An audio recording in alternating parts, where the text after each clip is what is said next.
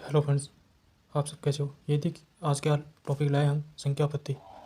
यदि किसी संख्या का घन किया जाए तो इकाई के स्थान पर कौन सा अंक होगा।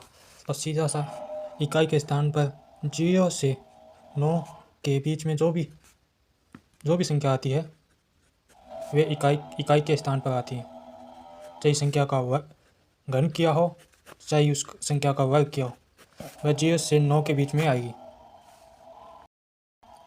आज का सेकंड क्वेश्चन, दो संख्याओं का योग 39 है तथा उनका अंतर 15, तो संख्या बताएं। सीधा सी अर्थ है, अगर दो संख्याओं का योग दे रखा है, उनका अंतर पूछ रहा है, तो वह संख्या पूछ रहा है, अंतर दे रखा है तो उस संख्या में से अंतर को घटा देते हैं तो आते हैं 24। अंतर कितने हैं? दो संख्याओं का, तो दो संख्याओं का इसमें भाग देते हैं। जो अंतर आया है उसमें 2 का भाग दिया तो संख्या ही 12। तो पहली संख्या है 12।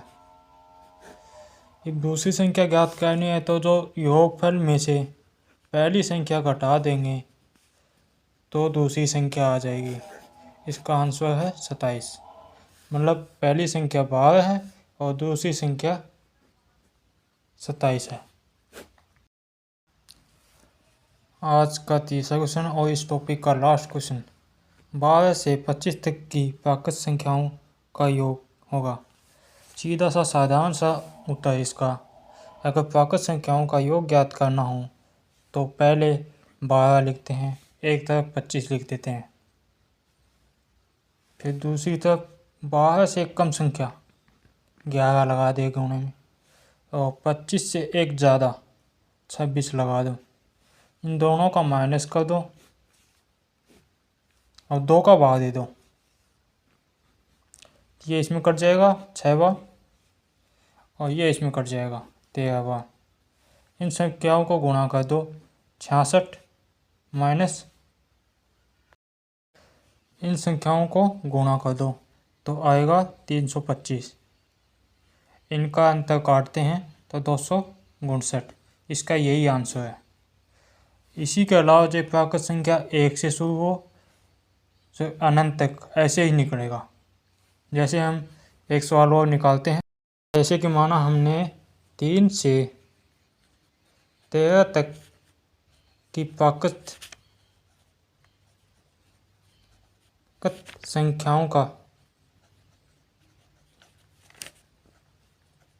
योग कीजिए।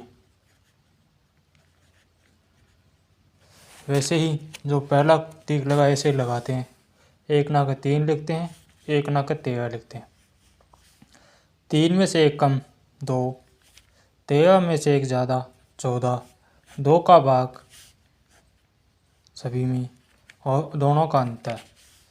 इसमें 2 से 2 कट गया और 2 का भाग इसमें चल गया तो 7 बार कट गया। तो 3 माइनस